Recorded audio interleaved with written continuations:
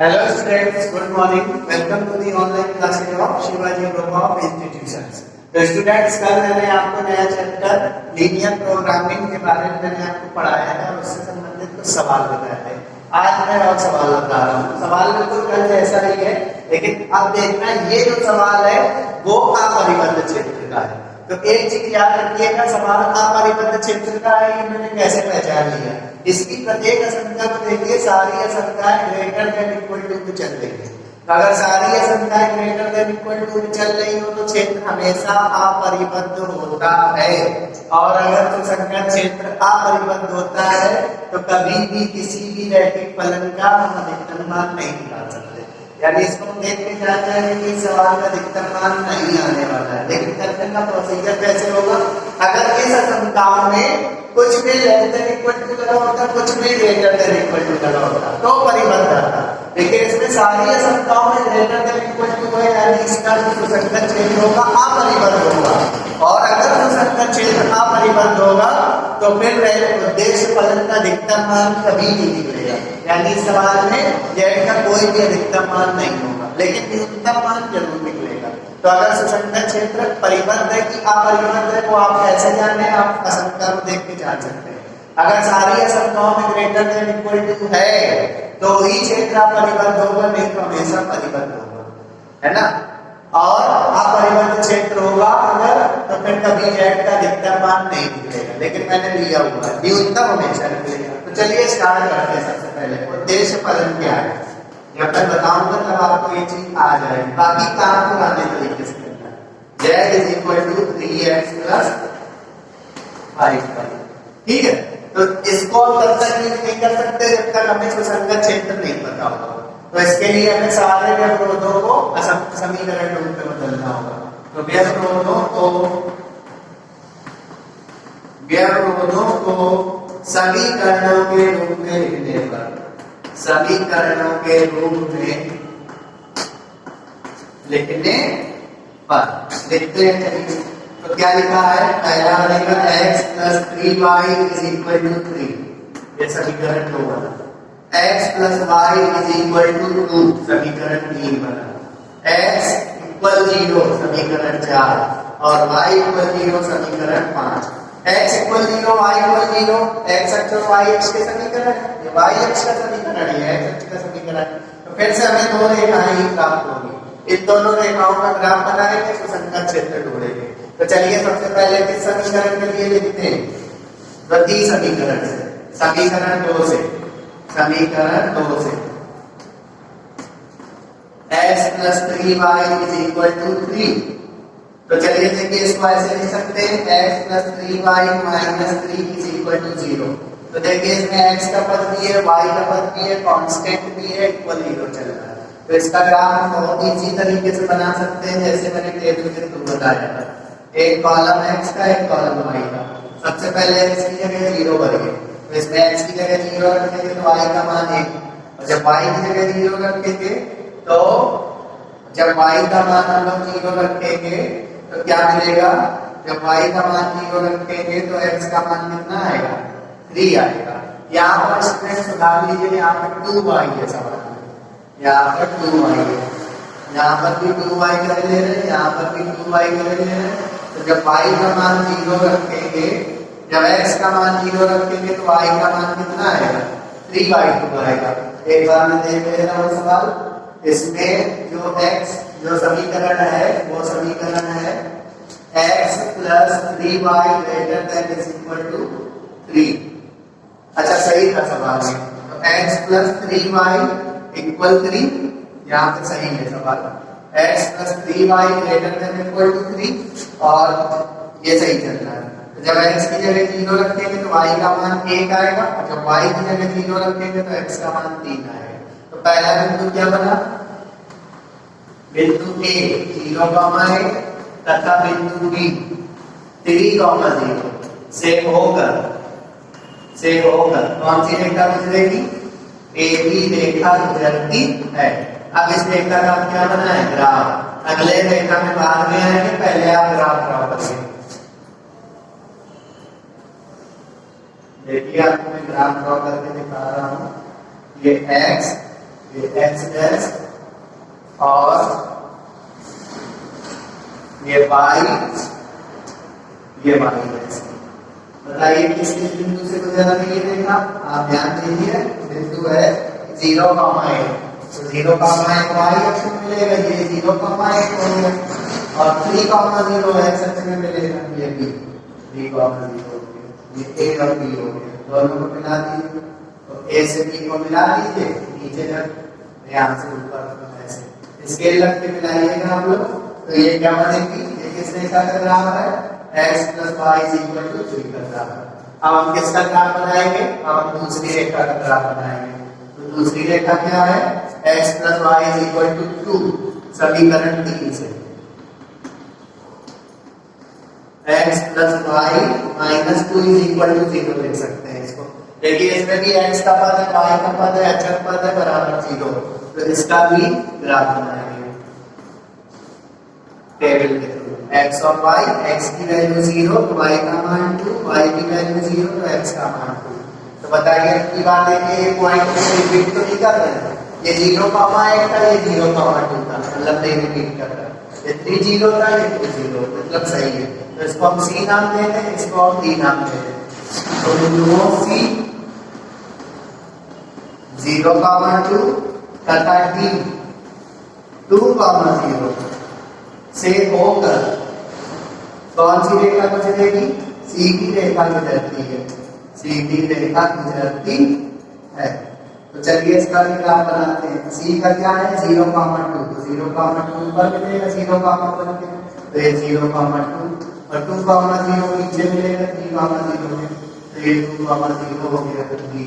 अब c से d को मैच कर मिला दीजिए, तो c से d को मिला दीजिए, तो ये लाइन प्राप्त होगी। आप लोग स्केल से मिलाइएगा, ये लाइन है x + y = 2।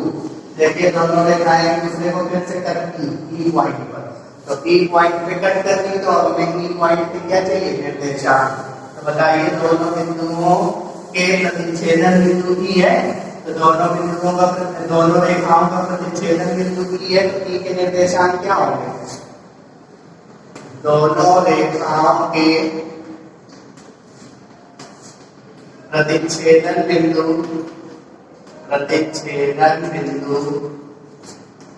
E के निर्देशांक क्या होंगे, बराबर। E के निर्देशांक कैसे निकलेंगे, दोनों समीकरणों को हल करेंगे तो हमें E की निर्देशांक प्राप्त होंगे। तो इस समीकरण को माइनस कर दीजिए, x से x कैंसिल हो जाएगा, तो y का मान कितना आएगा, y का मान आएगा 2y = 1 बचेगा, तो y का मान आएगा 1/2, और 1/2 y की वैल्यू रख दीजिए उठा के किसी भी समीकरण में, तो 1/2 जब रखेंगे तो x का मान आएगा 3/2। तो इसके प्रतिच्छेदन बिंदु E के निर्देशांक हुए 3/2, 1/2। अब हमें फिगर में सारे पॉइंटों के निर्देशांक पता चल चुके हैं, तो अब बारी है सुसंगत क्षेत्र ढूंढने की। तो सुसंगत क्षेत्र इन तीनों में से 1, 2, 3, ये बाहर का पोर्शन है 4 में से कोई भी एक हो सकता है। मैंने तो देखते ही पहचान लिया है कि इसका जो सुसंगत क्षेत्र है सबसे बाहर वाला होगा ये वाला, क्योंकि इसका जो सुसंगत क्षेत्र है अपरिबद्ध होगा। तो ये तीनों पोर्शन जो परिबद्ध है, सिर्फ ये पोर्शन जो होगा वो अपरिबद्ध होगा। वो कैसे निकालेंगे, उसके लिए आप मूल बिंदु का क्या करेंगे, परीक्षण। अब ये परीक्षण में करके नहीं निकाल रहा हूँ, ये आपको आता है, तो आप मूल बिंदु का परीक्षण करिए इस असमिका में। तो इस असमिका में जब 0, 0 रखेंगे तो मूल बिंदु परीक्षण करेंगे, तो मूल बिंदु 0, 0 रखिए तो आएगा 0 > 3। ये प्राप्त होगा 0 > 3। तो ना ही 0, 3 से बड़ा है, ना ही 0, 3 के बराबर है। तो मूल बिंदु इस असमिका को संतुष्ट नहीं कर रहा, अभी तक संतुष्ट कर रहा था, इस सवाल में नहीं कर रहा है। इसी प्रकार मूल बिंदु इस असमिका को भी संतुष्ट नहीं करेगा, इन दोनों को कर जाएगा, कोई समस्या नहीं। वो x अक्ष और y अक्ष के समीकरण है। तो क्या लिखेंगे, मूल बिंदु असमिकाओं, ये आप परीक्षण कर लेंगे, मैं डायरेक्ट लिख रहा हूँ। मूल बिंदु असमिकाओं x + 3y > 3 तथा x + y > 2 को क्या करता है, असंतुष्ट करता है, असंतुष्ट है। अतः इन असमीकाओं से प्राप्त अर्धतल, अतः इन असमीकाओं से प्राप्त अर्धतल, इस इन असमीकाओं से जो प्राप्त अर्धतल होगा वो मूल बिंदु के विपरीत होगा, मूल बिंदु की तरफ नहीं होगा क्योंकि संतुष्ट नहीं कर रहा, तो मूल बिंदु के विपरीत होगा, के विपरीत होगा। तो देखिए इसका कहने का मतलब क्या है, देखिए ये रेखा है, इस रेखा में हम सेट कहाँ करेंगे, मूल बिंदु की तरफ करेंगे कि मूल बिंदु के अपोजिट करेंगे, तो असंतुष्ट हो रहा है ना, तो इस रेखा के नीचे की ओर मूल बिंदु है, तो अब नीचे की ओर सेट नहीं होगा, कहाँ पे होगा, ऊपर की ओर, तो ये सेट होगा ऊपर की ओर, ऐसे ऐसे, ये मैं सेट कर रहा हूँ, आप चाहें तो पेन से कर सकते हैं, ये लाइन से ऐसे सेट करेंगे, पेंसिल से भी करके देख सकते हैं, तो ये सेट ऊपर की ओर होगा। तो इस लाइन में भी देखिए, इस लाइन को भी मूल बिंदु असंतुष्ट कर रहा है समीकरण, तो इस लाइन के नीचे की ओर मूल बिंदु है, आपको ऊपर की ओर सेट करना है क्योंकि असंतुष्ट कर रहा है, तो इस लाइन को फिर से ऊपर की ओर सेट करिए। तो देखिए मैंने दो तरीके की चौक का प्रयोग किया, एक डार्क चौक का प्रयोग किया, एक लाइट चौक का प्रयोग किया, तो ये लाइट चौक है और ये डार्क चौक है ना। देखिए लाइट और डार्क चौक दोनों कहाँ पे मिल रही है, दोनों इस पोर्शन में आके मिल रही है, ये जो मैं लिख रहा हूँ, ये जो पोर्शन है, ये जो ऊपर वाला पोर्शन आ रहा है, सबसे ऊपर वाला पोर्शन, उसमें दोनों कलर की चौक आ रही है। तो आप ऐसे ही देखेंगे, इस लाइन के ऊपर ये और इस लाइन के ऊपर ये, दोनों का कॉमन पोर्शन ये आएगा ऊपर वाला, यानी ये जो तल होगा, ये जो तल होगा वो, ये सबसे बाहर वाला तल होगा वो, इसका क्या होगा, सुसंगत क्षेत्र। तो अगर हम देखकर को कुछ और तरीके से समझाएं तो सुसंगत क्षेत्र कैसा प्राप्त होता हुआ दिख रहा है आपको, ये ऐसी लाइन आ रही थी, ये यू कुछ कट कर रही थी, तो सुसंगत क्षेत्र ये आ रहा है।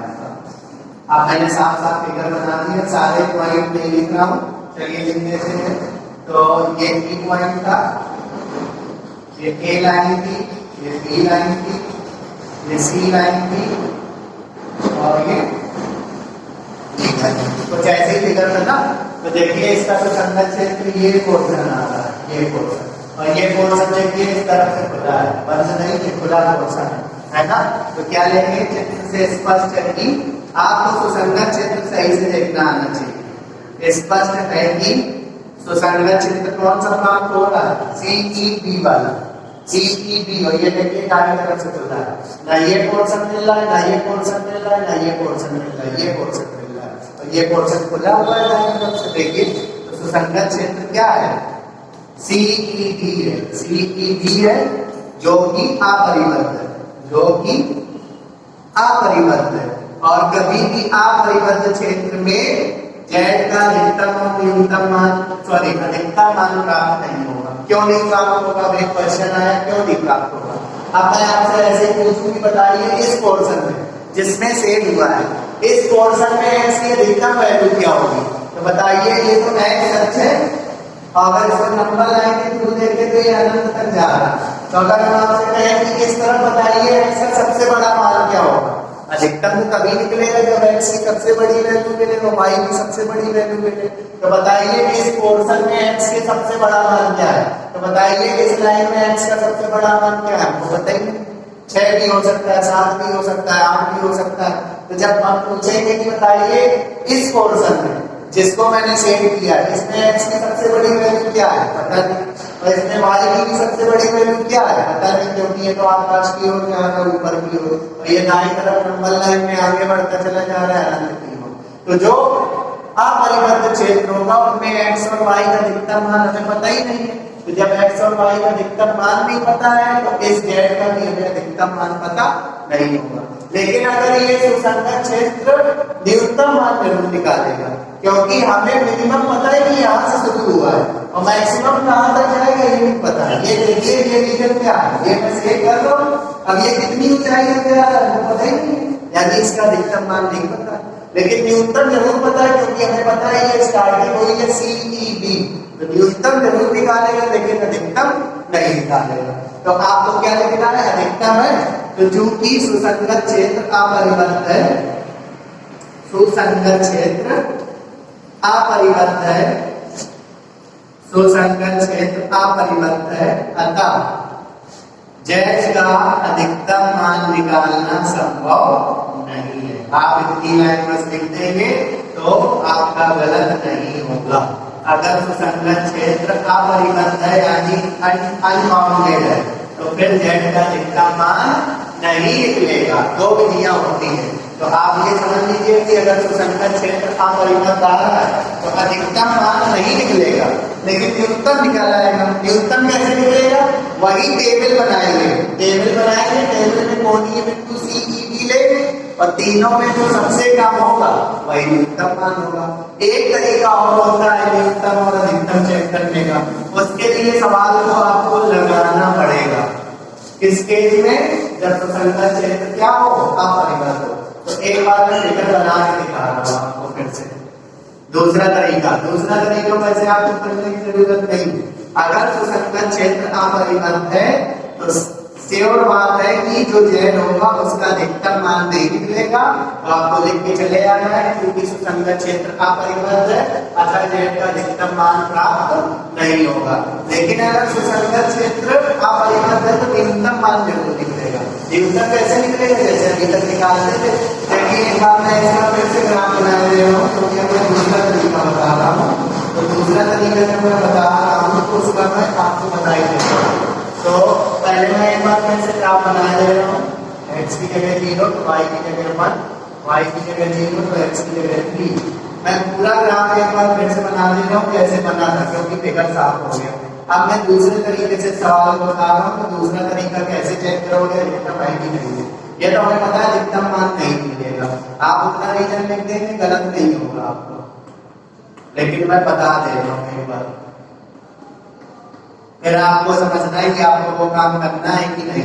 बस आपको इतनी सिर्फ बात याद रखनी है कि अगर सुसंगत क्षेत्र अपरिबद्ध है तो अधिकतम मान नहीं निकलेगा, न्यूनतम निकलेगा। न्यूनतम जैसे निकालते थे वैसे ही निकलेगा, नो टेंशन, लेकिन अधिकतम नहीं निकलेगा। ऐसे ही तो फिगर था और ये पोर्शन हमने सेट किया था, है ना? यही तो फिगर था, ये फिगर कैसा था? अनबाउंडेड था। ये रीजन कैसा था? अनबाउंडेड था का मतलब अपरिबद्ध था। ठीक है, अब हमें इसका क्या निकालना है? अधिकतम मान। तो दूसरा तरीका ये कहता है कि आप पूरा सवाल लगाइए, आपको वो लाइन लिखने की जरूरत नहीं है कि सुसंगत क्षेत्र कैसा है, परिबद्ध है कि सुसंगत क्षेत्र अपरिबद्ध है, आपको ये मतलब नहीं है। दूसरे तरीके में आपको क्या करना है? सेट रीजन बना लेना है और बात करनी है इष्टतम की। ये दूसरा तरीका है, थोड़ा सा लेंथी होगा, लेकिन अगर इसको भी कर लेंगे तो बहुत अच्छा तरीका है ये भी, इससे आपको क्लियर रहेगा। तो कोणीय बिंदु बनाएंगे, वही टेबल बनाएंगे, कोणीय बिंदु। ये बात स्पष्ट है कि अगर सुसंगत क्षेत्र अपरिबद्ध है तो अधिकतम मान कभी नहीं प्राप्त होगा। तो आपको वो लाइन कर लेते हैं ज्यादा अच्छा है। अब इसके लिए हमें पूरा करना पड़ेगा सवाल। तो बताइए यहाँ पर क्या होगा? ये दूसरा तरीका मैं बता रहा हूँ। C आया C 0,2, E कितना आया? 3/2, 1/2 और A कौन सा आया? B कितना आया? 3,0। ठीक है, मान रखिए C का मान 0,2 रखिए तो Z का मान कितना आएगा? 10। E का मान रखिए 3/2, 1/2 तो Z का मान आएगा 5। और यहाँ पर रखिए कितना? 3,0 रखेंगे तो 3,0 रखेंगे तो Z का मान कितना आएगा? Z का मान आएगा 9 आएगा। Z का मान आने वाला है कितना? 9 आने वाला है। यहाँ पे जो मान है स्टूडेंट यहाँ पे 7 आएगा, तो सॉल्व करेंगे 7 आएगा। ठीक है, तो अब हम सवाल किसके लिए सॉल्व कर रहे हैं? सवाल हम सॉल्व कर रहे हैं अधिकतम के लिए। तो दूसरा तरीका ये कहता है कि अगर सुसंगत क्षेत्र अपरिबद्ध है तो पूरा काम कर लीजिए। ठीक है, अब बताइए इसका अधिकतम मान कितना है? 10, लेकिन हम श्योर नहीं कि 10 अधिकतम होगा कि नहीं होगा। तो सारणी से स्पष्ट है कि maximum of z is equal to 10 into Z का अधिकतम मान 10 हो भी सकता है और नहीं भी हो सकता है। जेड का अधिकतम मान 10 हो भी सकता है और नहीं।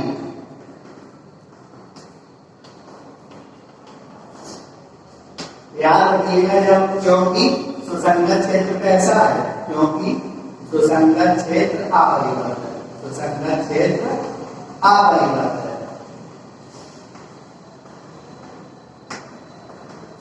तो देखिए अगर कभी सुसंगत क्षेत्र अपरिवर्त है और आपसे मैक्सिमम वैल्यू पूछ दे तो टेबल तक काम कर लीजिए।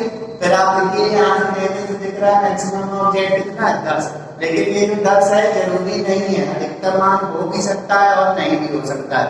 इसको चेक करने के लिए हम क्या करेंगे कि जो जेड की वैल्यू है, जेड की वैल्यू कितनी है 3x + 5y, उसको हम बड़ा करेंगे किससे 10 से, यानी हम इस असंख्या का ग्राफ खींचेंगे। ये आपको याद रखना। अगर सुसंगत क्षेत्र परिबद्ध है और अधिकतम का काम कर रहे हैं तो जो जेड की वैल्यू है 3x + 5y, उसको ग्रेटर देन रखेंगे कितने के 10 के। यही काम न्यूनतम में भी कर सकते हैं।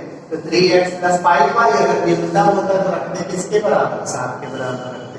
तो बताइए यहाँ पर 3x + 5y को किसके ग्रेटर देन इक्वल टू 10 रखा। अब इसका ग्राफ खींचिए, इस असंख्या का समीकरण, इसका ग्राफ खींचिए। अब इसका ग्राफ खींचेंगे। इस असंख्या का समीकरण कितना 3x + 5y = 10। इसका ग्राफ खींचिए, क्या है x y, x का मान 0 तो y का मान 2 और y का मान 0 तो x का मान 10/3। तो इसमें देखिए 0,2 है हमारे पास, तो 0,2 c है तथा 10,10/3, 10/3 कहाँ पे आएगा 10/3 हो गया d। 10/3 0 से होकर कैसी रेखा गुजरेगी, डी नहीं, डी तक हो चुका है तो ये f हो गया, से होकर CF रेखा गुजरती है।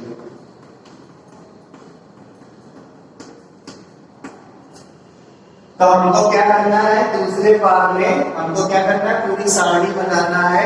और अगर सुसंगत क्षेत्र का परिबद्ध है तो जेड के मान को अगर अधिकतम निकालना है तो ग्रेटर देन, तो इस टेबल में सबसे बड़ा मान क्या है 10, तो 3x + y > 10। अब इसका ग्राफ पूरा बनाएंगे तो ये रेखा बनी 10/3, 0, 0,2, तो 0,2 तो है हमारे पास, और 10/3, 0, 10/3, 0 इसके आगे आएगा, 3 से बड़ा है, तो ये हो गया f 10/3, 0।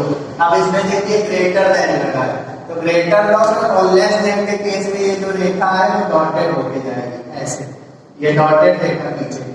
ये तरीका थोड़ा सा बड़ा है लेकिन ऐसे भी आप दिखा सकते हैं। ये जो डॉटेड लाइन है, अब हम क्या करेंगे, इस डॉटेड लाइन में मूल बिंदु का क्या करेंगे परीक्षण। तो बताइए डॉटेड लाइन में मूल बिंदु का परीक्षण करेंगे तो मूल बिंदु किस रेखा 3x + 5y > 10 तो क्या करेगा, असंतुष्ट करेगा। x की जगह 0, y की जगह 0 रख के देखिए असंतुष्ट करेगा। तो अतः इसका जो अवतल होगा, इसका अवतल मूल बिंदु के विपरीत होगा। तो इसका अवतल 0,0 के क्या होगा, विपरीत होगा, विपरीत है। तो बताइए ये लाइन है, अब इस लाइन का सेट कहाँ जाएगा, मूल बिंदु की तरफ कि मूल बिंदु के ऊपर, तो मूल बिंदु के ऊपर जाएगा। तो देखिए जब मूल बिंदु के ऊपर जाएगा तो ये सेट आएगा इसका, और ये सेट और ये डार्क वाला सेट दोनों मैच हो गए, नहीं हो गया। तो हम क्या करेंगे, इस पूरी लाइन का ग्राफ, इस लाइन के ग्राफ का अवतल और सुसंगत क्षेत्र का अवतल अगर इन दोनों एक दूसरे को क्या करें, मिल जाए एक ही जगह पर, तो सुसंगत क्षेत्र का अवतल और इस लाइन का अवतल अगर सेम जगह आ जाए तो बस समझ जाइएगा अधिकतम मान प्राप्त नहीं होगा। अगर इस असंख्या का अवतल नीचे होता और इस असंख्या का अवतल ऊपर होता, मतलब दोनों चीजों के अवतल एक दूसरे को प्रतिच्छेदित नहीं करने चाहिए। तो अगर प्रतिच्छेदित कर रहे हैं तो अधिकतम मान प्राप्त नहीं होगा। तो आप क्या लिखेंगे, क्योंकि इस असंख्या का अवतल तथा प्रश्न का अवतल, प्रश्न के सुसंगत क्षेत्र का अवतल एक दूसरे को उभयनिष्ठ बिंदुओं पर मिलते हैं। देखिए बहुत सारे बिंदु हैं जहाँ पे ये दोनों आ जाएंगे, उभयनिष्ठ बिंदुओं पर मिलते हैं, अतः इस समस्या का अधिकतम हल निकालना संभव नहीं। नहीं है। तो आप सीधे सीधे ये याद रखिए, अगर सुसंगत क्षेत्र अपरिबद्ध है तो मैक्सिमम मान नहीं निकलेगा, मिनिमम जरूर निकलेगा। इतनी बात याद रखिए, ये तरीका लगाने की जरूरत नहीं है आपको। सो स्टूडेंट्स, अब जो मैंने सवाल लिया है वो बहुत ज्यादा इंपॉर्टेंट है। देखिए इसमें एक जो रेखा का ग्राफ होगा वो मूल बिंदु से जाएगा, तब हम कैसे काम करेंगे। तो इसमें 3 रेखाएं होंगी। देखिए अब 3 रेखाओं में हम पहुंच गए, बस ये मैक्सिमम में 3 रेखाओं से ज्यादा नहीं पूछे जाते हैं सवाल।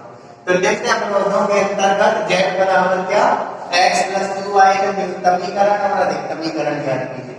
इस सवाल की सारी असमताओं को देखिए, सारी समीकरणों में कुछ में ग्रेटर देन इक्वल टू है, कुछ में लेस देन इक्वल टू है। यानी हम समझ गए इसका सवाल गड़बड़ नहीं है। ये कैसा होगा, परिबद्ध क्षेत्र होगा यानी बाउंडेड रीजन होगा। मैक्सिमम भी निकलेगा, मिनिमम भी निकलेगा।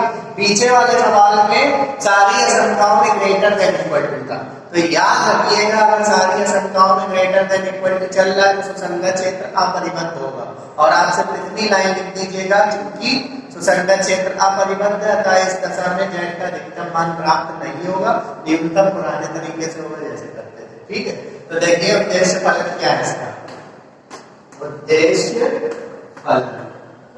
फलन है x + 2y less than equal, उद्देश्य फलन है z बराबर x + 2y। इसका यूज हम शुरुआत में नहीं करते हैं। कब तक नहीं करते हैं, जब तक हमको सुसंगत क्षेत्र नहीं प्राप्त होता है। व्यवरोध जो दिए गए हैं उसी से सवाल स्टार्ट होता है। तो व्यवरोधों को समीकरण रूप में लिखने पर, व्यवरोधों को समीकरण रूप में लिखने पर, समीकरण रूप में लिखने पर तो लिखिए जरा समीकरण रूप में। तो x + 2y = 100, ठीक है, और 2x + y = 200। समीकरण 2, समीकरण 3 और x बराबर 0, समीकरण 4, y बराबर 0, समीकरण 5। अब मैं सवाल को साफ किए दे रहा हूँ, चलिए अच्छा कोई बात नहीं। अब देखिए x बराबर 0, अच्छा एक लाइन में छोड़ गया हूँ। एक लाइन कौन सी है, 2x - y बराबर 0। फिर क्या है, फिर x बराबर 0, फिर क्या है, फिर y बराबर 0, समीकरण। ठीक है, तो देखिए इन पांचों में से ये दो x अक्ष, ये y अक्ष का समीकरण है, ये x अक्ष का समीकरण है, इसकी दिक्कत नहीं है। अब हमें 1 2 3 रेखाओं का ग्राफ बनाना है ना। तो सबसे पहले समीकरण 2 से x + 2y बराबर 100, इसको हम लिखेंगे x + 2y - 100 बराबर 0। x का पद, y का पद, अचर पद बराबर 0। तो इसका ग्राफ कैसे बनेगा, x y, x की जगह 0 तो y का मान 50, y की जगह 0 तो x का मान 100। तो a 0,50 तथा b 100,0 से होकर कौन सी रेखा गुजरेगी, एक ही रेखा गुजरती है। अब की मैं ग्राफ इकट्ठे बना लूंगा, आप सिंगल सिंगल करके बना सकते हैं। पहले मैं सारी रेखाओं के ग्राफ खींच ले रहा हूँ, पहले मैं सारी रेखाओं का वो बनाए ले रहा हूँ, ग्राफ एक साथ करेंगे।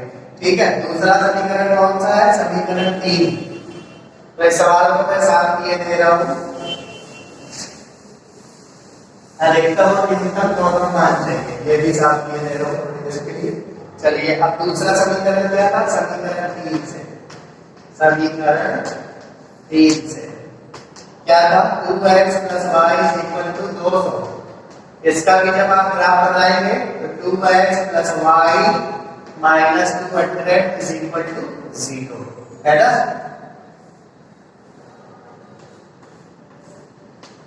x की जगह 0 फिल करिए, x की जगह जब 0 फिल करेंगे तो y का मान कितना आएगा, 200। y की जगह जब 0 फिल करेंगे तो x का मान 100 आएगा। देखिए कोई पॉइंट रिपीट तो नहीं करता है, ये 0,50 था, ये 0,200, सही है, कोई रिपीट नहीं है। ये 100,0 है, ये भी 100,0। देखिए ये पॉइंट दो जगह आ गया, तो इस पॉइंट का नाम पहले b दे चुके हैं, तो इस पॉइंट का नाम भी b ही होगा। इसका पॉइंट आप दूसरा रख सकते हैं। तो बिंदुओं C, बस इतनी चीज आपको ध्यान देना है, पॉइंट रिपीट तो नहीं कर रहे हैं। C 0,200 तथा बी 100, 0 से होकर कौन सी रेखा गुजरेगी? सी की रेखा गुजरती है, सी की रेखा गुजरती है। अब किसका ग्राफ बनाएंगे? अब हम इसका ग्राफ बनाएंगे। 2x माइनस वाई बराबर 0 पे आएंगे। तो समीकरण 4 है। 5 और 6 का कोई यूज नहीं है, एक वाई एक्स का समीकरण है और एक जेड एक्स का एक्स एक्स का समीकरण है। तो समीकरण 4 से समीकरण 4 है 2x minus Y is equal to 0। अब देखिए इस रेखा में x का पद है, y का पद है, अचर पद नहीं है, बराबर 0 चल रहा है।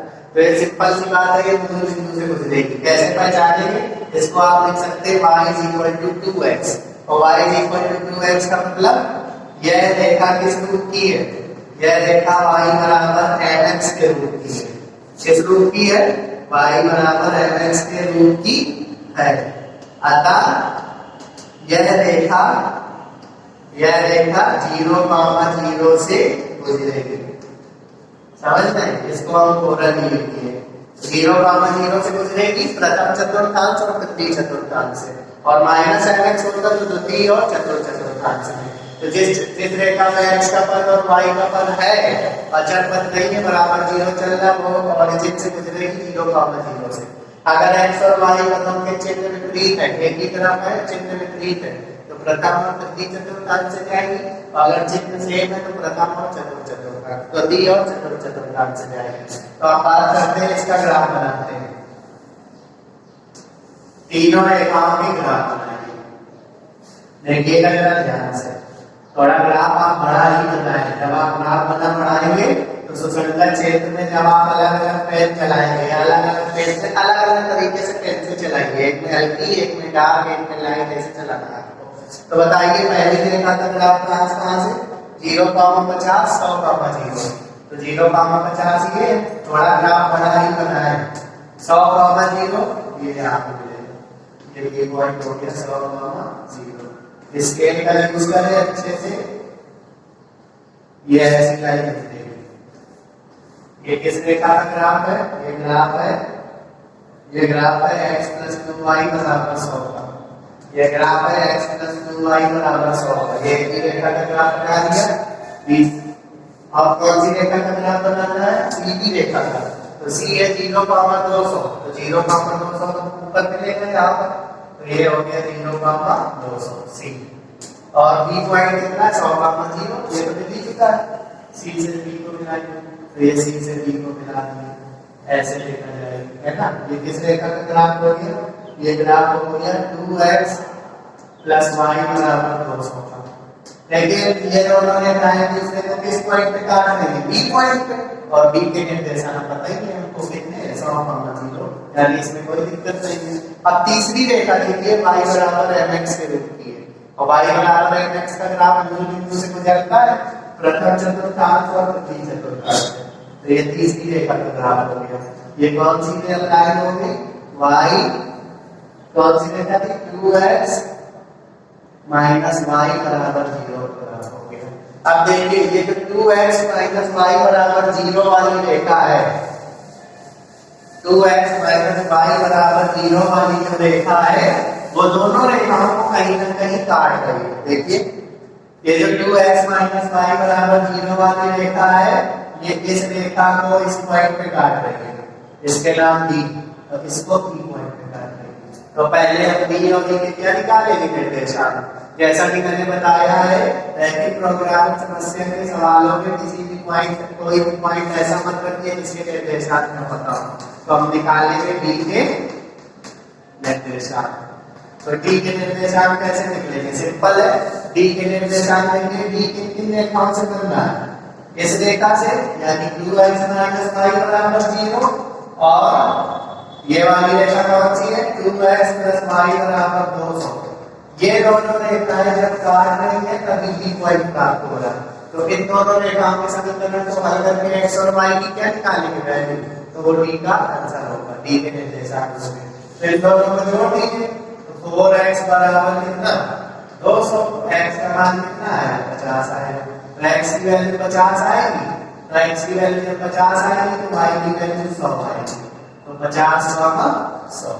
ठीक है, ये डी के निर्देशांक हो गए। डी के निर्देशांक 50, 100 डायरेक्ट रखना है आपको। अब ई के निर्देशांक निकालिए। ई के निर्देशांक, ई के निर्देशांक, ई देखिए कब बनता है, ई तब बनता है जब ये देखा, ये रेखा कौन सी है 2x - y बराबर 0, और ये रेखा नीचे वाली का समीकरण क्या है x + 2y बराबर 0। ये दोनों रेखाएं जब एक दूसरे को काटती है तो कौन सा बिंदु प्राप्त होता है ई। तो इन दोनों रेखाओं के समीकरण को हल करके ई का क्या निकालेंगे, आंसर निकालेंगे। तो देखिए कितना आएगा, यहाँ मैं दोनों गुणा कर दे रहा हूँ 4x - 2y = 0, और नीचे वाले को मैं ऐसा ही रख दे रहा हूँ 100। जोड़िए 2y करेंगे तो 5x बराबर 100, और x का मान आएगा 20।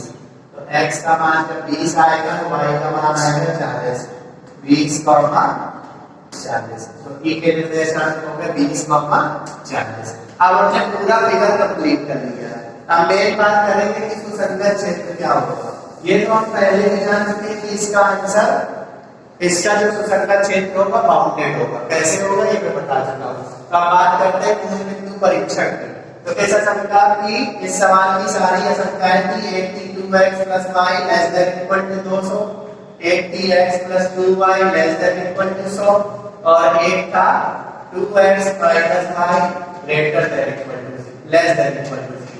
तो जब आप इन तीनों में मूल बिंदु परीक्षण लगाएंगे तो मूल बिंदु परीक्षण तीनों में सेटिस्फाई होगा। रख के देख लीजिए, जब 0 का 0 रखेंगे तो यहाँ पे 0 आएगा, तो 0 200 से छोटा है, सही है।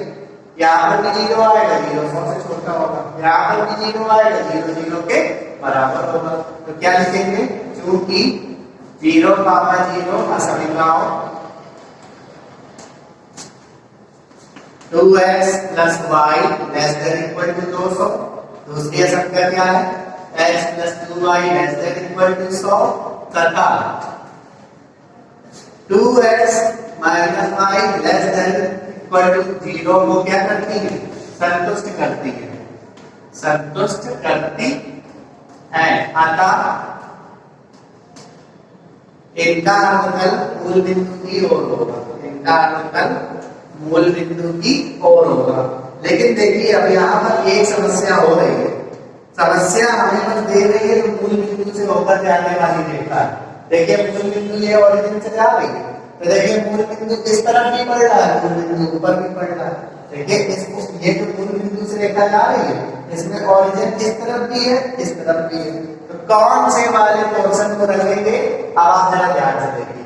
पहले इन दोनों रेखाओं में देखिए जिनमें कोई डाउट नहीं है, ये ओरिजिन वाली रेखा को हम बात के देखेंगे। तो पहले बताइए ये रेखा मूल बिंदु परीक्षण को संतुष्ट कर रही है, हाँ कर रही है। तो इसका छेद कहाँ होगा, मूल बिंदु की ओर का मतलब नीचे की ओर। तो इसका छेद नीचे की ओर करिए, ऐसे छोटा छोटा छेद करिए। अभी आपको सीखना है, पेंसिल से छेद कर लीजिएगा, ठीक है।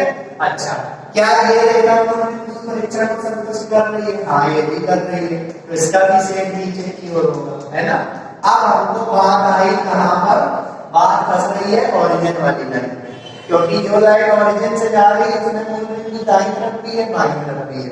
तो अब आप कैसे काम करेंगे, बस यही आपको सीखना है। जब मूल बिंदु वाली लाइन आएगी तो आप क्या करेंगे, मूल बिंदु से इसकी दो डायरेक्शन है, एक पॉजिटिव एक्स एक्सिस और एक पॉजिटिव वाई एक्सिस, एक धनात्मक एक्स एक्सिस और एक ऋणात्मक वाई एक्सिस। तो एक पॉइंट आप धनात्मक एक्स एक्सिस का अपने मन से सिलेक्ट करिए और एक पॉइंट धनात्मक वाई एक्सिस का सिलेक्ट करिए। ये काम एक्स्ट्रा है जब लाइन मूल बिंदु से जा रही होगी, तब हमको सेकंड रीजन ढूंढने में थोड़ा सा चेक करना होगा। ये दोनों तो ढूंढ लिए हमने, क्योंकि ये लाइन मूल बिंदु से जा रही है तो ऊपर लगेगा कि नीचे लगेगा, इसमें कंफ्यूजन है, क्योंकि मूल बिंदु यहाँ पर भी है, इधर बीचों बीच है, इधर लगेंगे इधर लगेंगे, कंफ्यूजन है। तो इसके लिए क्या करेंगे, एक पॉइंट पॉजिटिव एक्स एक्सिस का सिलेक्ट करेंगे, एक पॉइंट पॉजिटिव वाई एक्सिस का सिलेक्ट करेंगे। तो बताइए पॉजिटिव एक्स एक्सिस में देखिए 100, 0 है, तो एक पॉइंट पीछे का कोई सिलेक्ट करिए, मान लीजिए 40, 0। ये पॉजिटिव एक्स एक्सिस में है तो 40, 0 रखिए, जरा तीनों समीकरणों में रखिए।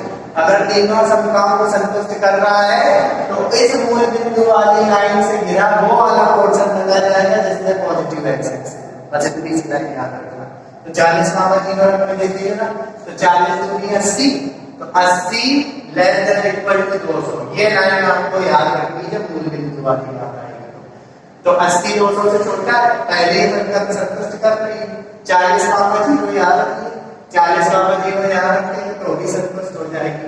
तो यहाँ पे जब रखेंगे तो आएगा 80, ना ही 80 0 से छोटा है, ना ही 80 0 के बराबर है। तो जब हमने पॉजिटिव एक्स एक्सिस का ये पॉइंट रखा 40 0, तो वो इन दोनों को तो संतुष्ट कर रहा है, लेकिन तीसरे को क्या कर रहा है, असंतुष्ट कर रहा है। और बची हुई दो संख्याएं क्या है, x greater than equal to 0, y greater than equal to 0, वो तो संतुष्ट करेगी। तो जब हम देखिए ये जो लाइन है वो मूल बिंदु से जा रही है, इस वजह से हमें दिक्कत है। अब ये कंफ्यूज है कि इसके दाईं तरफ वाला हिस्सा रखें कि ऊपर वाला हिस्सा रखें। तो इसका ऑप्शन ये है कि एक पॉइंट आप x अक्ष का सिलेक्ट करिए, एक पॉइंट y अक्ष का सिलेक्ट करिए। तो x अक्ष का कोई भी पॉइंट सिलेक्ट कर लीजिए, जैसे मैंने 40 का 0 रखा, 40 का 0 को सारी संख्याओं में रखिए। अगर सारी संख्याएं संतुष्ट हो रही हैं तो बस समझ जाइए कि पोर्शन बनेगा कौन सा, ये स्टेबल मेरा हुआ OX वाला। 40 का 0 सबको तो संतुष्ट कर लिया है ना, नहीं कर रहा है तो छोड़िए। आप बताइए एक y वाला पॉइंट लीजिए, 0 40 ले लीजिए, 0 200 के अंदर ले लीजिए, 0 40 रखिए उठा के, तो 0 40 रखेंगे इसमें 40 आएगा, संतुष्ट करेगा। यहाँ 0 40 रखेंगे 80 आएगा, संतुष्ट करेंगे। यहाँ 0 40 रखेंगे तो -40 आएगा। क्या -40 0 से छोटा है? -40 0 से छोटा होता है ना, और इनको तो ये हो जाएगा, और यहाँ पे रखेंगे तो भी संतुष्ट करेगा। तो हमको समझ में आ रहा है कि इस फिगर के अनुसार जो OY है वो सारी संख्याओं को संतुष्ट करेगा। तो बताइए OY वाला जो पोर्शन है, OY वाला पोर्शन, तो जो OY वाला पोर्शन है ये OY वाला पोर्शन है ना, OY पोर्शन में ये मूल बिंदु वाली लाइन है, ये देखिए मूल बिंदु वाली लाइन से गिरा हुआ वो पोर्शन हम रखेंगे जो OY की तरफ स्थित है। तो इसका सेट कहाँ पे जाएगा, ऊपर की हो जाएगा। अगर OX वाला सेटिस्फाई कर रहा होता तो फिर ये सेट नीचे की होता है, बस ये याद रखिएगा। तो ये सेट आपके यहाँ है। तो आप बताइए तीनों प्रकार के सेट कहाँ पे आपके मिलेंगे। इसको आप काला पेन से रखिएगा, इसको नीले पेन से रखिएगा, इसको लाल पेन से रखिएगा। फिर जब तीनों को बढ़ाएंगे तो ये जो रीजन होगा, ये रीजन जिसको मैंने डार्क किया, यही रीजन ऐसा होगा जिसमें तीनों पेन आएंगे। आप करके देख लीजिएगा। तो बताइए तीनों संख्याओं से बताइए इस चित्र से संकलन क्षेत्र क्या है। तो इस चित्र के अनुसार जो सुसंगत क्षेत्र होगा वो क्या होगा, आप पॉइंट देखिए क्या है, A है, E है, D है, C है, तो AEDC होगा, AEDC होगा। और ये कैसा है, जो कि परिबद्ध है, बाउंडेड है। इसका मतलब हमें कोई प्रॉब्लम नहीं है, मैक्सिमम वैल्यू भी निकलेगी और मिनिमम वैल्यू भी निकलेगी। तो अब बात करते हैं, बस लास्ट पॉइंट बचा हमारे पास। लास्ट पॉइंट क्या बचा, बस इष्टतम हल निकालना बचा। अब हमको तो संगत क्षेत्र तो मिल ही गया, अब बात करते हैं इष्टतम हल की। तो इष्टतम हल के लिए हम टेबल बनाएंगे।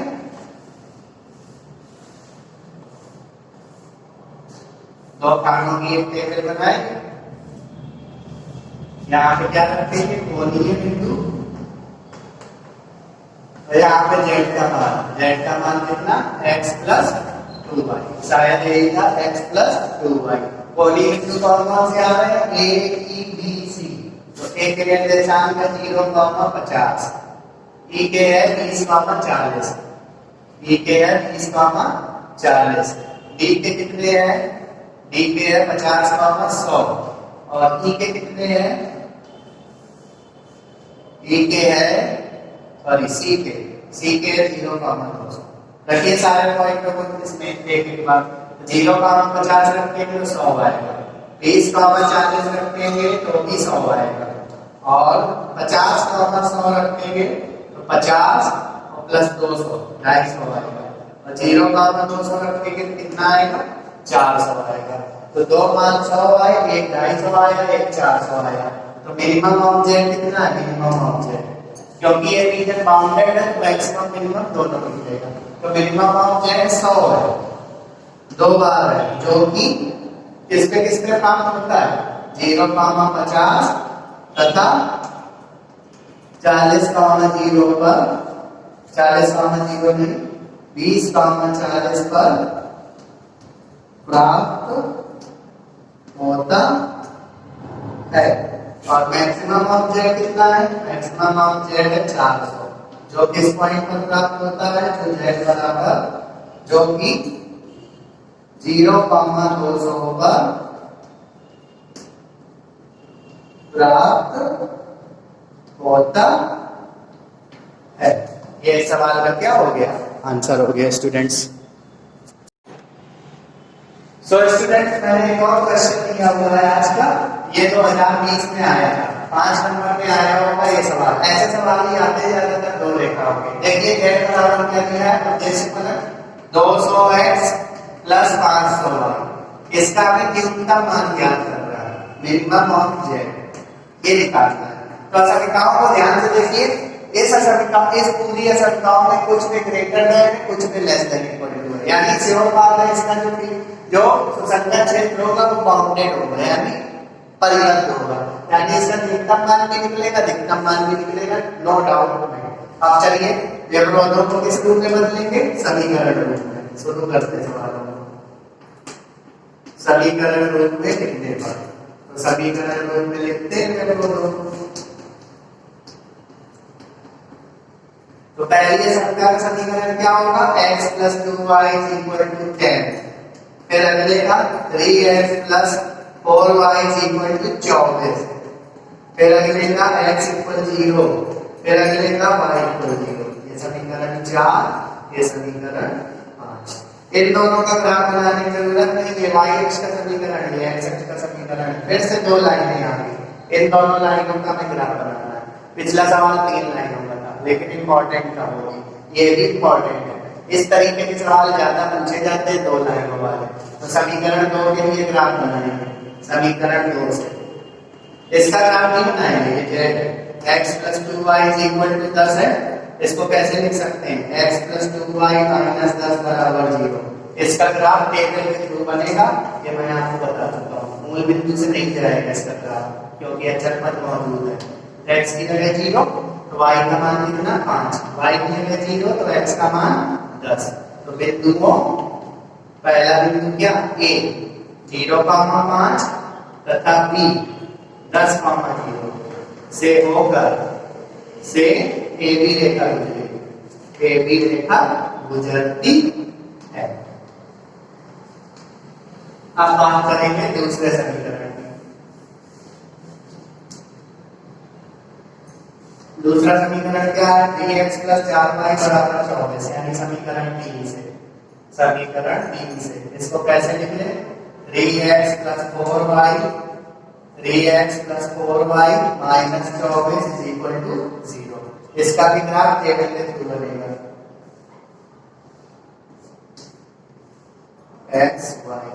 x की वैल्यू 0 तो y का मान 6, y की वैल्यू 0 तो x का मान 8। देखिए रिपीट तो नहीं कर रहा है, ये 0 5 है, ये 0 6 है, वो क्या है 10 0, ये 8 0, इसका मतलब रिपीट नहीं कर रहा है। तो इसको c नाम दीजिए, c 0,6 तथा d 8,0 से होकर कौन सी रेखा गुजरेगी? से होकर सीधी रेखा गुजरती है। और ग्राफ थोड़ा बड़ा बनाइए, जब आप ग्राफ बड़ा बनाएंगे तो आपको सुसंगत क्षेत्र ढूंढने में कठिनाई नहीं होगी। और सुसंगत क्षेत्र ढूंढने के लिए एक पेंसिल का यूज करिए, एक हल्की पेंसिल चलाइए, एक डार्क पेंसिल चलाइए। यहाँ पे सारी पेंसिल मैच करते हैं हमारे भाई सुसंगत क्षेत्र होगा, ठीक है। तो आप क्या करेंगे? ग्राफ बनाएंगे, दोनों रेखाओं का ग्राफ बनाएंगे। और ये दोनों क्या है? ये y अक्ष का समीकरण है, x अक्ष का समीकरण है, नो प्रॉब्लम। बस हमें 2 रेखाओं का ग्राफ बनाना है। तो पहली रेखा का ग्राफ ये और b बिंदु से जा रहा है, a के निर्देशांक 0,5 है, तो ये 0,5 अंदाज से ले लीजिए 0,5। आप ग्राफ से प्रूफ बना सकते हैं 2 4 6 8 10 करके। 10,0 10,0 ये हो गया 10,0 दोनों को मिला दीजिए, a से b को मिला दीजिए। ये किस रेखा का समीकरण बना? ये किस रेखा का ग्राफ बना? ये ग्राफ बना x + 2y = 10 का ग्राफ बन गया। अब हम दूसरी रेखा का ग्राफ बनाएंगे 0,6 8,0।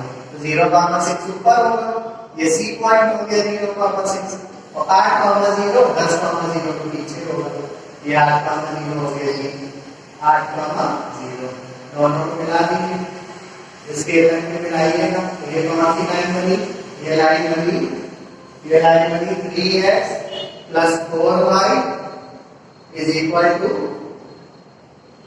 24 की लाइन बनी। ठीक है, अब देखिए दोनों रेखाएं एक दूसरे को कहीं पे काट रही है कि नहीं काट रही है, स्पष्ट दिख रहा है कि दोनों रेखाएं एक दूसरे को काट रही है, और जहां पे काट रही है उस बिंदु का नाम क्या डाल दीजिए, उस बिंदु का नाम आप डाल दीजिए कितना, ई। तो अब हम ई के निर्देशांक निकालेंगे, तो दोनों रेखाओं के प्रतिच्छेदन बिंदु, दोनों रेखाओं के प्रतिच्छेदन बिंदु ई के निर्देशांक, ई के निर्देशांक, ई के निर्देशांक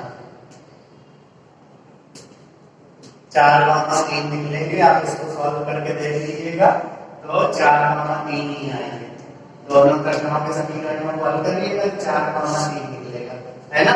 आप क्या करेंगे, आप ढूंढेंगे हम सुसंगत क्षेत्र, तो ढूंढने के लिए कौन सा टेस्ट करेंगे, मूल बिंदु परीक्षण। तो मूल बिंदु को इस असंख्या में रखिए, अब मैं लिख नहीं रहा, मूल बिंदु को जब इस असंख्या में रखेंगे तो यह संख्या असंतुष्ट होगी। जब मूल बिंदु परीक्षण करेंगे तो लिखिएगा 0,0 को प्रथम समीकरण में रख देगा, तो जब 0,0 को प्रथम समीकरण में रखेंगे तो ये असंतुष्ट होगी, तो लिखिएगा क्योंकि मूल बिंदु प्रथम समीकरण को असंतुष्ट करता है, अतः इस समीकरण का जो वर्गफल होगा वो मूल बिंदु के विपरीत होगा। तो बताइए ये कौन सी लाइन है, x + 2y = 10 है, तो x + 2y = 10 का पोर्शन सेट होगा, वो मूल बिंदु के अपोजिट सेट होगा, नीचे की ओर सेट नहीं होगा, क्योंकि मूल बिंदु इस संख्या को क्या कर रहा है, संतुष्ट। तो इस संख्या की जो रेखा है यानी ये लाइन, एक ही लाइन, इसका कौन सा हिस्सा लगेगा, ऊपर वाला, नीचे वाला हिस्सा सेट नहीं होगा। तो आप करिएगा, पेंसिल चलाइएगा, इसमें डार्क पेंसिल चलाइएगा, कुछ ऐसे बनेंगे, थोड़ी देर के लिए ऐसे पेंसिल चलाइएगा। आप जब दूसरी संख्या में रखेंगे तो दूसरी संख्या में मूल बिंदु रखेंगे तो संतुष्ट कर जाएगी, तो 0,0 को द्वितीय संख्या में रखेंगे तो द्वितीय संख्या संतुष्ट करेगी, यानी 3x + 4y = 24 वाली लाइन का कौन सा पोर्शन रखा जाएगा, वो वाला पोर्शन रखा जाएगा जो मूल बिंदु के नीचे की ओर, मूल बिंदु की तरफ होगा। तो मूल बिंदु की तरफ के नीचे वाला पोर्शन है, तो इसको आप हल्की पेंसिल चलाइएगा, तो जब हल्की पेंसिल चलाएंगे तो आप समझ जाएंगे कि हल्की पेंसिल और डार्क पेंसिल दोनों इस पोर्शन में आके मैच करेंगे, इस पोर्शन में जिसको मैं सेट कर रहा हूँ, इस पोर्शन में दोनों पेंसिल आके मिलेगी, ये बात आप समझ गए होंगे। तो चित्रानुसार फिर लिख दीजिएगा, चित्रानुसार इस एलपीपी का सुसंगत क्षेत्र, इस एलपीपी का मतलब लीनियर प्रोग्रामिंग प्रॉब्लम का सुसंगत क्षेत्र। सुसंगत क्षेत्र कैसा, सुसंगत क्षेत्र क्या होगा, सुसंगत क्षेत्र होगा CAE है, और ये कैसा है, परिबद्ध है, जो कि परिबद्ध है यानी बाउंडेड है, यानी इसमें हमें कोई समस्या नहीं, मैक्सिमम भी निकलेगा और मिनिमम भी निकलेगा। अगर अनबाउंडेड होता तो मैक्सिमम नहीं निकलता। तो बताइए आप क्या करेंगे, इसका मान निकालेंगे, बस लग गया सवाल। ऐसे लगाते हैं सवालों को, जब लैंग्वेज वाले सवाल भी आएंगे तो मैं आपको समस्या बना के दे दूंगा, आपको सॉल्यूशन इसी तरीके से करना। तो यहाँ पर क्या डालेंगे इस टर्म में, एक कॉलम कोणीय बिंदु का और एक कॉलम जेड का पड़ेगा। तो जेड कितना है, जेड है 200x + 500y। तो बताइए कोणीय बिंदु में कौन कौन से बिंदु रहते हैं जो सुसंगत क्षेत्र में मौजूद होते हैं। तो सुसंगत क्षेत्र में कौन कौन से बिंदु है, C, A और E। यहाँ पे मैं कोणीय बिंदु लिखे दे रहा हूँ साथ साथ, ये 2020 में आया था। C 0,6 है, A कितना है 0,5, और E कितना है, E है 4,3, E है 4,3। ठीक है, तीनों पॉइंटों को जैसे रखेंगे, 0,6 रखेंगे तो 3000 आएगा, 0,5 रखेंगे तो 2500 आएगा, और 4,3 रखेंगे तो x की जगह 4 रखिए तो 800, और 3 रखिए y की जगह तो 1500, तो 800 1500 कितना 2300। तो बताइए z का सबसे कम मान कितना है 2300। तो बता z minimum minimum of Z equal to कितना 2300, जो किस बिंदु पर प्राप्त होता है, जो बिंदु 4,3 पर प्राप्त होता है। और क्योंकि ये रीजन कैसा है, बाउंडेड है, तो इसका मैक्सिमम मान 3000 हो जाएगा, है ना। ये सवाल का आंसर हो गया। ऐसे सवाल ही पेपरों में पूछे जाते हैं स्टूडेंट्स। तो स्टूडेंट्स आज की वीडियो में मैंने आपको एलडीटी यानी रैखिक प्रोग्रामिंग समस्या पर आधारित कुछ और क्वेश्चन बताए गए। इसी तरीके के क्वेश्चन बोर्ड परीक्षा में पूछे जाते हैं। अब मैं नेक्स्ट डे कुछ और क्वेश्चन बताऊंगा, लैंग्वेज बेस्ड के भी क्वेश्चन होंगे, उसके बाद ये चैप्टर फिनिश हो जाएगा। बस इससे एक क्वेश्चन बनता है इस तरीके के जो मैंने बताया। Thank you students.